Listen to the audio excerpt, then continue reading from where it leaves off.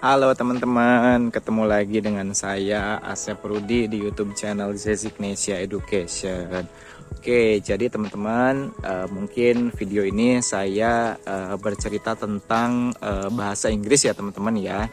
Jadi untuk mendapatkan nilai IELTS yang tinggi atau bukan tinggi ya, yang sesuai dengan standar itu kita membutuhkan pengorbanan waktu, pengorbanan biaya, dan juga beberapa hal yang lainnya. Apalagi untuk case saya gitu kan, yang mana memang saya membutuhkan waktu yang sangat banyak untuk mempersiapkan IELTS itu gitu. Nah, awalnya saya itu ke Pare niatnya hanya 3 bulan saja teman-teman, waktu itu tahun 2015 gitu kan. Karena saya sudah merasa bahwa bahasa Inggris saya itu sudah bagus gitu. Tapi ternyata dari hasil tes 3 bulan itu kurang bagus gitu ya. Dalam artian saya hanya dapat nilai 5. Jadi jauh dari yang diharapkan. Padahal yang dimintanya adalah 6,5. Nah, lalu apa yang saya lakukan?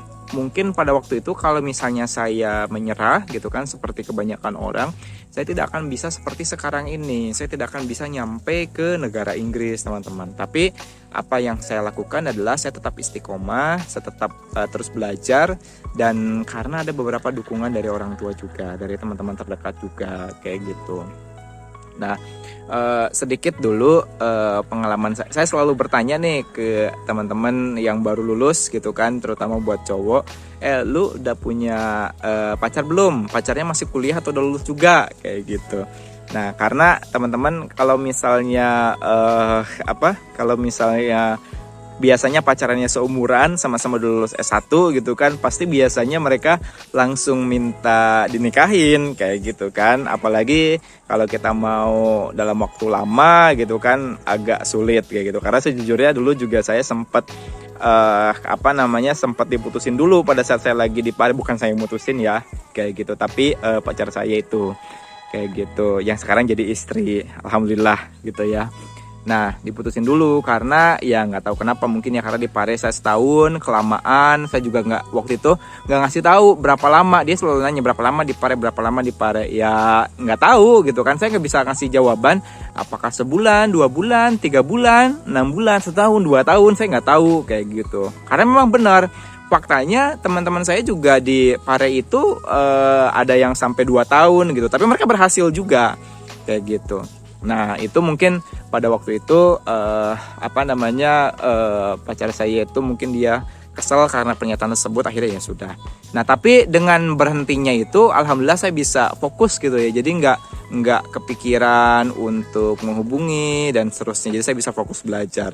Walaupun memang di awal-awal ya agak sedih juga kayak gitu. Tapi ya itu manusiawi kayak gitu. Akhirnya di Pare itu saya bisa sampai dengan 1 tahun kayak gitu ya, 1 tahun dengan 3 kali tes teman-teman kayak gitu ya. Jadi untuk mendapatkan nilai 6,5 itu saya tiga kali tes.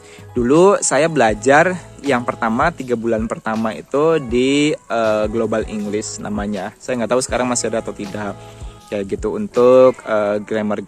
Kemudian saya juga pernah belajar di tes English School kayak gitu selama 1 bulan. Tapi yang paling lama adalah saya belajar di English Studio kayak gitu. Memang di sekarang kalau English Studio masih ada ya sampai sekarang, dan saya juga merekomendasikan ke beberapa teman-teman untuk yang mengambil ke situ gitu. Itu tempat saya belajar, tempat saya mengajar dan mengabdi juga kayak gitu. Di situ memang biayanya agak mahal, tapi sangat worth it banget. Belajarnya dari pagi sampai malam, sampai jam 9 malam, dan Sabtu Minggu juga belajar teman-teman. Sabtu Minggu juga belajar. Jadi ya kalau yang ke English Studio tuh gak ada waktu buat liburan, apalagi jalan-jalan ke Malang, ke Bali itu nggak bisa kayak gitu. Karena kita pulang jam 9 malam pun ada tugas waktu itu. Saya nggak tahu kalau sekarang kurikulumnya sudah berubah atau gimana ya. Yang pasti dulu pengalaman saya seperti itu kayak gitu. Dan kami satu kelas hanya bertiga saja waktu itu gitu ya. Artinya kelas kecil lah gitu ya. Kelas kecil itu saya sangat nyaman. Dan gurunya itu sangat streng banget sama aturan gitu kan, sampai-sampai muridnya juga ketakutan kayak gitu ya. Apalagi kalau dia udah marah gitu, wah itu apa namanya, senjata banget buat kita harus rajin belajar lagi kayak gitu. Tapi nggak semua orang bisa bertahan teman-teman kayak gitu ya. Yang nggak bertahan ya udah mereka balik, kemudian ya tidak lanjut gitu kan. Tapi angkatan saya bertiga itu kami tiga-tiganya berhasil.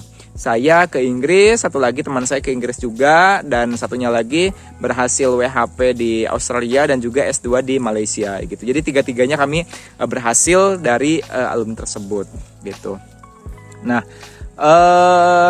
bahasa itu teman-teman jangan disepelekan gitu ya. Jadi jangan coba-coba untuk memasukkan dokumen untuk submit ke LPDP ataupun ke BPI ataupun ke beasiswa-beasiswa yang lainnya kayak gitu. Kenapa? Karena kalau misalnya kita sudah memasukkan dokumen, nanti nicknya teman-teman tuh bisa diblokir kayak gitu ya. Artinya kalau sudah diblokir, kita sudah tidak bisa mendaftar lagi ke LPDP gitu. Jadi apalagi kalau tujuan teman-teman ke luar negeri gitu ya. Kalau tujuan ke luar negeri itu betul-betul harus dipersiapkan dengan baik, harus dimaksimalkan dengan baik gitu kan, supaya teman-teman bisa berhasil. Kalau sudah berhasil, teman-teman bisa menikmati tahun baru di London, kemudian menikmati dinginnya Inggris, kemudian kita bisa menikmati makanan dan seterusnya. Dan alhamdulillah saya rezeki kalau alumni S2 Inggris itu S3-nya itu tidak perlu menggunakan IELTS lagi. Jadi ada English Exemption namanya. Dan saya S3 tidak menggunakan IELTS karena saya alumni S2 di sini, dan sekarang saya alhamdulillah bisa membawa keluarga. Ada anak saya masih kecil usia 3,5 tahun, dan juga istri saya bisa ikut ke sini. Alhamdulillah itu berkah hasil saya bertapa selama 1 tahun di Pare ya teman-teman. Jadi saya bertapa 13 bulan di Pare. Akhirnya saya bisa membawa keluarga ke sini dan memulai kehidupan yang baru di sini. Mohon doanya juga semoga saya bisa berhasil menyelesaikan S3 gitu. Dan buat teman-teman, semoga teman-teman juga bisa lancar, bisa sukses gitu ya. Kalau ada pertanyaan apapun seputar beasiswa, seputar kehidupan di Inggris, silakan teman-teman untuk berkomentar di bawah ya, karena nanti saya akan coba jelaskan lebih detail lagi. Oke, terima kasih. Oh ya, jangan lupa like, comment, dan subscribe karena saya usahakan ya seminggu 2 kali 3 kali saya akan coba upload video seputar apapun itu, kehidupan di Inggris, makanan, traveling, kemudian akademik gitu kan, seputar perkuliahan di Inggris seperti apa. Terus nanti saya akan upload di YouTube channel ini. Jadi teman-teman harus subscribe dan nyalakan loncengnya. Terima kasih.